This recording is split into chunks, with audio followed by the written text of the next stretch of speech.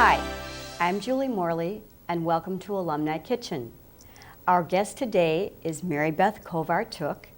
Meribeth is a 1962 graduate of Riverside Brookfield High School, and Meribeth has spent the majority of her career as a home economist with Northern Illinois Gas Company. We are very happy to have Meribeth with us today.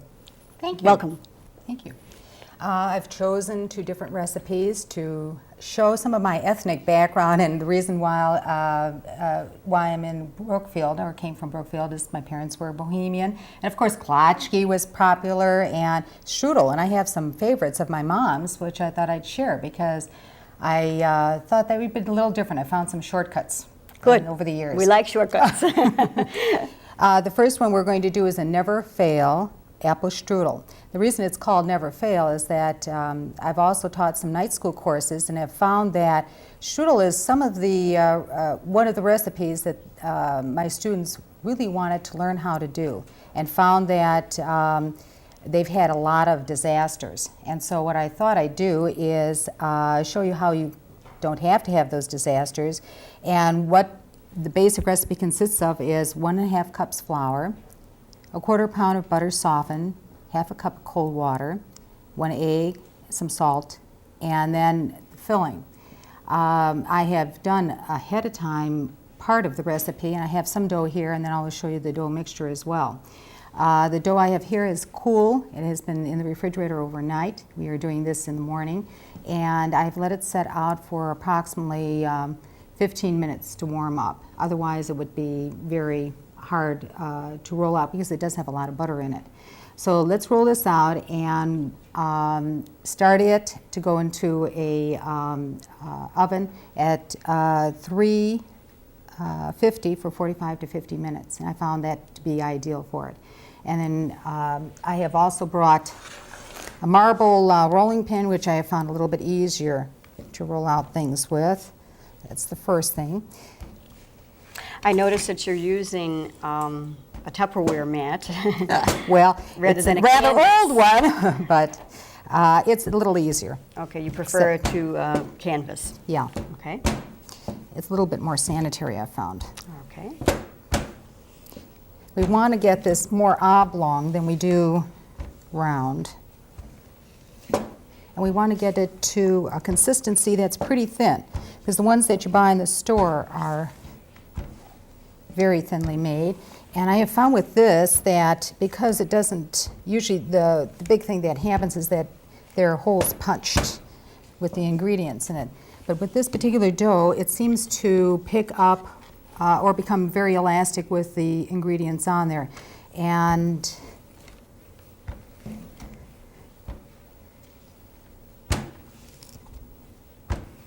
okay, we have it at about 1/16 of an inch, when you Okay. say.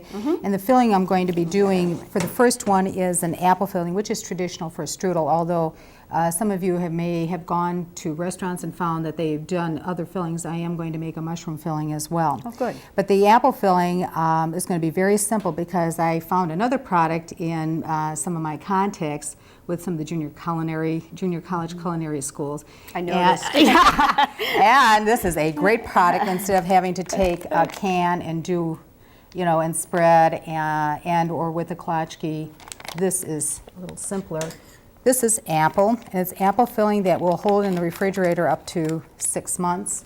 We have found that, I have found that this makes life a whole bunch easier.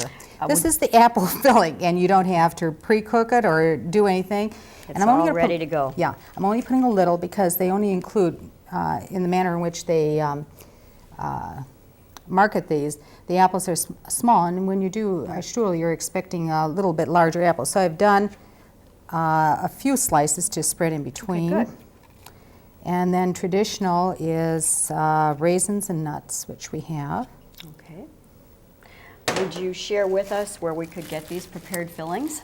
Most food service supply houses, near my office is Schweppe up in Lombard on North Avenue. Okay. But I know that there are some food service supply houses, I believe in LaGrange there's one. Okay. And I would look up in the yellow pages. I just happen to use Schweppe because they're Close. close for me. And Where I have done some junior college culinary work, they use Schweppes as well. Okay. So, and then we're going to just do chopped pecans. Now, if your family doesn't particularly like nuts, you know, you eliminate that. But a few nuts. We want a little bit of cinnamon just for some flavor in here. I like it a little bit more than less, maybe. Okay. And some raisins. Now, when you do this from scratch, and there's a lot of moisture in the apples, normally you would need some breadcrumbs as well. And what's interesting is when these are buttered breadcrumbs prepared ahead. But what is interesting is that they absorb some of that liquid. And so when it bakes, you don't have a strudel that has a lot of cracks in it, and the syrup going all over the, maybe the range, depending on the type of cookie sheet you place it on. But it seems to absorb a lot. You don't even know that the breadcrumbs are in there when you slice. You think it's part of the filling, but it's another small secret to making a very fine bakery-looking, you know, store-looking strudel. Now you would use breadcrumbs rather than like cake crumbs. Right. Okay. I think that's too sweet. One of the other things that I have been doing a lot of, I've found, is in a lot of these types of recipes, I've tried to eliminate salt, and because I think we're all concerned about nutrition today. And I have found with the elimination of salt, although I know we've learned differently in some of our home economics classes that salt does certain kinds of things with different products. The only place where I found that it has made a difference is in some cakes. But I have eliminated salt and have not found, you know, except maybe with meats, but not in pastries. It doesn't seem to make a difference. I don't know whether you have experimented with that as well. We cut down a little Cut down. bit, yeah. And I don't know, I have not seen that in the product itself there's a change or a taste difference. No, I agree. And so I'd rather not use it and use some other flavorings such as a little bit more cinnamon, which is, I think, cinnamon and lemon and some of these other types of herbs are something that is more common now. Right. This I have a delight in playing with because you can do so many different fillings when you can keep the dough in the refrigerator for, you know, 5 or 6 days. Once you've mixed it up and you just cut off a certain amount of the of this dough. And as I said, the other nice thing about this particular dough is that because of its treatment and the way it's mixed, which we'll get to in a second, it seems to have a very nice consistency and expands with as much filling as you want to place in here. Say you want to do a meat filling. And, you know, because something like this is very similar to in England pasties where they're meat filled and that kind of thing. So it's kind of fun to, I mean, you could put spaghetti sauce in there and spaghetti. I mean, you could do some different kinds of things. I've placed a few raisins in here. Today I thought I'd do something a little different, and I have one of these already finished. And that is to add a little bit of raspberry or cherry or strawberry to give it some color. And let's just grab one of these. And this is strawberry to give it a little, or you could do a total strawberry filling and maybe you would put nuts in it or whatever your family happens to like. But these are very easy to work with. They have a point here so that if when we do the klatchki, we can see that it's a little bit easier to do the item. But it gives a nice color. Very pretty. Okay, and I believe I have a spatula here, right here, to just spread it around a little bit. Okay. Now, Meribeth, I also know that this department holds fond memories for you. You were a student in the home ec department here for your whole 4 years. Yes, I took all 4 years, and I was a senior assistant for Treva Kelly when she was here. And in fact, I still follow Treva. I think we all do. She was a neat lady. Yes. And no, I was her senior assistant my last year, and we used to put on some interesting things. We used to do, at Christmas time, all the teachers and the home economics students would participate and do a large handicraft show. And we would even sell some of the items, and we'd do it in the teacher's lounge, and so it was a lot of fun. But yes, I remember all these rooms, and I remember when we had just put on this whole edition. I'm trying to remember what year it was. It must have been 61 or 62, because when the crescent was placed, put up, I actually helped, put all the items in stack there. it. Yes, it was kind of different. Were you part of the group that was ever using the bungalow? I know there was a bungalow. Yes. You were in the bungalow? Yes, Oh, we were in the wow. bungalow. That Okay. goes way back, Yes, Julie. yes. You weren't even here. I was, right. But the bungalow was just that, a red brick bungalow. And the home economics students got to do the curtains, do the upholstery. I still do my own upholstery to this day. We did all these different things that were fun. And I'm trying to remember the rotation of the number of students that would go in. And but we You would serve meals out entertain there, from right? there and that kind of thing. Yeah, it was kind of the precursor to all of the culinary programs that you have now Right. here in the department. Yeah. It was different. The one thing you can see, this has turned out really pretty, and this is this dough has softened up under the lights here. What I would do then would be to do, they recommend in most recipes to put butter over, but I have found that when you place butter over the strudel, when it bakes up, it is Little dark. very brown, Right. and sometimes might have a bitter taste if indeed you put a lot of filling in. And the 50-minute timing for this is such that it doesn't cook all the way through. That could spell trouble. So the thing that I have found that is much better is to do a slight egg wash. Okay. And basically what we do here is, I've placed a little bit of water with 1 egg, just with a fork. Just mix it up a little bit so that the yellow can't be detected. Now, working with the culinary schools, I have found that, because our company provides some appliances for them, so I'm usually working with 1 or 2 of the culinary schools in Northern Illinois. I have found that, and I had never seen this before, and maybe you have, another secret they have is they have a product called egg wash. Oh, yeah. That sometimes you can get it in food service and you don't have to go through this whole process and, Right. and it's, available all the time, just like some of these fillings, Right. long shelf life, and that makes things a lot easier. I'd like to show you what this particular finished product looks like. I believe it's this one. This is what the egg wash then Very turns out to nice. be. And Tilt that up a little for the camera Yeah. to see. Very pretty. Looks delicious. let's cut into it just so that you Okay. can see. I'm going to turn up the heat on this. Wait, let me see. I think we have a knife here. Right here. Be better.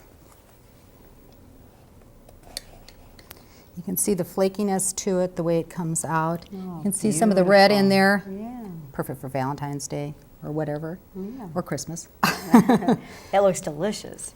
And you can see all the different layers. I don't know whether the camera can see the way in which it has rolled up and the consistency. Now, That looks great. yeah, but as you see, the egg wash does help it. Okay, let's move this off camera, and I'll show you the mixing part, which I have found a little easier to do as well. Basically, here's your 1.5 cups of flour, and to this we're going to be adding a 1/4 pound of butter. I said a 1/4 cup, and I meant a 1/4 pound. Right. And a 1/2 cup of water, cold. Now, would you use margarine at all or no? Yes, I have. And I know for flavor butter is best, but yes, for the but cholesterol no, conscious. yes, no. And I have also used, I'll show you on the other recipe, light cream cheese. Okay. And some of these, makes you feel better when you eat more than one. And it's got some of those light ingredients.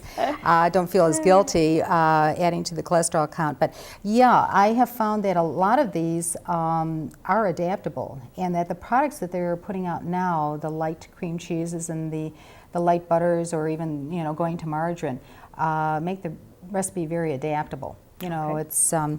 It's like learning a basic bread recipe, or I do a lot of yeast bread making, and once you know the recipe, you can adapt it pretty easily. A muffin recipe, a basic muffin. But I have found that the products that are out now are a little bit better. Now, 5 years ago, I wouldn't have said that, because I think businesses have changed the consistency of some of their margarine products, Right. as well as some of their light brands. Okay, I'm not going to add the salt to this, but I do need 1 egg yolk. And what I've done here is brought a separator, because sometimes, I don't know about you, but I don't always seem to be able to separate them consistently. Okay. Little device to just get the Interesting. yolk out That might be something that our viewing audience would like to have too. Yeah, well, it makes life a lot simpler. Now, the one interesting thing that I've come across is that one day my mixer broke. And I found that the food processor, even though I do a lot of chopping in it, was a friend for a lot of these mixtures as well and made them go more quickly. As I said, I think my mother would probably question my using a food processor instead of the old-fashioned hand kind. But this product comes out beautifully in the food processor. Right, so we're Let's use put it this? in here. Okay. Yeah. Let's just. What I've done is put a blade in there that they usually recommend for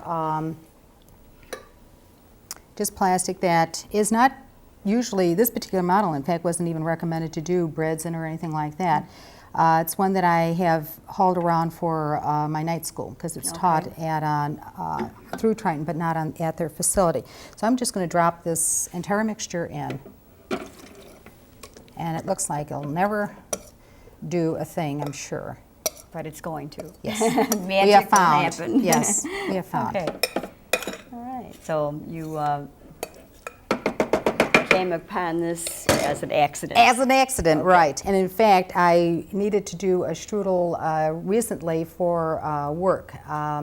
And I was in a bind for time. My husband did it in here, and it turned out beautifully. And I made probably the top we need. Right here. Right there. I made the error of telling them at work that my husband did it, so he got a lot of credit for this recipe. Start out with a little bit of pulsing, but it does cut it up. Normally, yeah. It takes just a few seconds and we're already in a ball. Okay. As you can see. Let me open this so the camera can see as well. Okay. Okay. Perfect. Yeah, it's and then we toss. What we do with this is place it into the refrigerator as a ball. Wrap it up in Saran. As I said, I made these two from a half recipe. The other half recipe we just did. So you could do 2 large or 4 small. Okay. So it would make a nice gift item. Yeah. The 4 small, you could get 4 Christmas gifts. Yes. Well, no, that's very true. Yeah. And I wanted to show you the difference here with between the two, and we'll be doing the mushroom stuffing in a second. And that is, this is half of the recipe, but it made 2. This recipe seems to be adaptable and make, I mean, if you wanted to make 6 out of it, it seems to. And what is interesting is look at the shapes of this. This is smaller. It has the mushroom stuffing in it. These were exactly the same amounts of dough. Okay. But as I said, it adapts and expands the dough. It seems to have a consistent elasticity to it that I haven't found when I've done yeast breads even. Okay. So there seems to be the right proportion of the egg and the butter and the flour to make it very adaptable. I want to cut into the one here to show you the mushroom stuffing. That looks and you good can see. too. Now this has a little bit, it's a little bit more spicy. I've added a little bit of Tabasco, more than the recipe, because once again I didn't add the salt. So that gives it a little bit different flavor. But this could certainly be done for to be served at a brunch, or could be an appetizer. Sliced. Yeah, very much so. And the secret to it is more in the fact that what you can't see here is the fact that there's some cheese in here as well, and it binds and holds that stuffing. Because as you know, when you cook up mushrooms, which I have going over here, you get a lot of water from the mushrooms themselves. Let's place this back here. And Meribeth, as you know, this is the only electric item. We're going to have to change that, Julie. I know, it is the only one. Our demonstration. Julie's alluding to this because one of my functions with Northern Illinois Gas Company is to provide schools with ranges. I know. And I buy about 400 to 500 a year for school use. I was thinking about that yesterday. I thought when Meribeth comes, she's going to die about this. I have, let me see, for the mushroom alternative stuffing, we have a ½ pound of mushrooms in here, just starting up with a little bit of butter. Now, any special mushroom that you're using? No, whatever, you know, I know there's quite a few out now that are different brands and types, and when I've experimented with them, I've never had any problems. They seem, all the different types that are out seem to have about the same consistency to the product. With this, there is a few onions. And let me see, the recipe calls for about 1/2 cup finely chopped onions.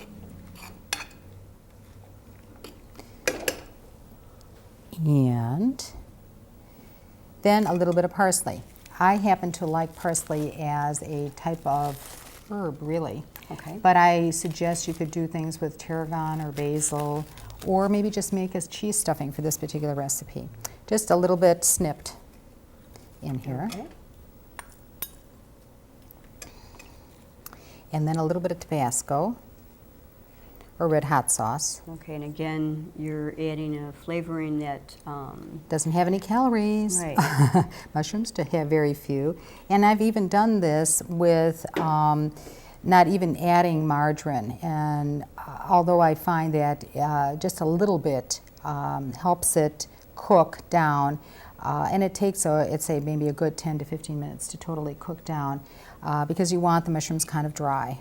Okay. When you put it in that strudel filling. So then to this, and all the ingredients are tossed in the frying pan at one time, is I've measured out a 1/2 cup of dry white wine. Okay. Now, again, with the wine, do you prefer a particular Wine. Actually, the only thing that probably would not make it, this particular stuffing, taste, have an inconsistency in taste would be a red wine. Otherwise, I think most white wine, except long as maybe a it's dry, sweet, dry, right. Okay. you know, not a dessert sweet wine, Right. would really work for the stuffing. And what we would do now is to let this cook down for about 10 minutes. We're not getting enough heat to make it cook down now, but that's okay, that's okay. But you get the idea and you've seen the finished product. Yes, we have. Yes. And then it is recommended to use something like a Havarti or a Monterey Jack cheese because it has a little tang to it. This particular cheese is just shredded cheddar, and it's fine as well, or you may have some left over in your refrigerator. That's why you should always think of either the, if you need to bring something for some special event, these two recipes are easy to adapt because you could do all of the dough ahead and leave it sit for at least 5 to 6 days, or just take portions of it.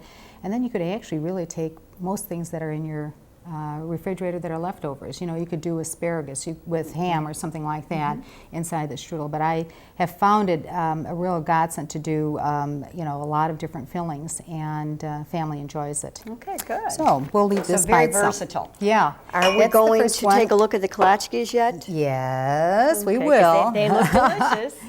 Let's put this down and put this back. I did half of the recipe last night.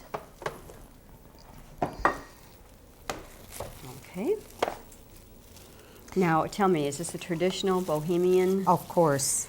type Or Polish. klatschke? I think it's maybe, Okay. Middle European. I think they've all have their adaptation of a klatschke recipe. Okay. I happen to prefer this particular one. It makes a klatschke look very delicate. There are some that have yeast base. There are some that have, I've seen some with the potato base. I'm trying to think, the cream cheese, just a little bit. It isn't a lot in this recipe. Does seem to make it look more flaky, more bakery-like. And I think that's kind of the secret to this particular dough, besides the fact that, once again, we use a food processor. I feel like I'm promoting the food processor, but I found, my backup to my mixer for a while was this, and so that's how I found the shortcut to it.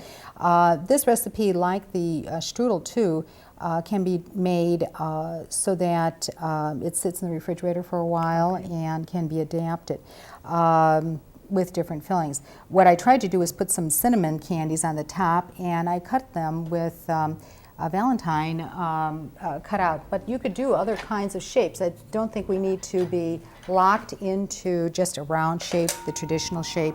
Although I have found the aluminum a little bit easier to cut through the dough and to make.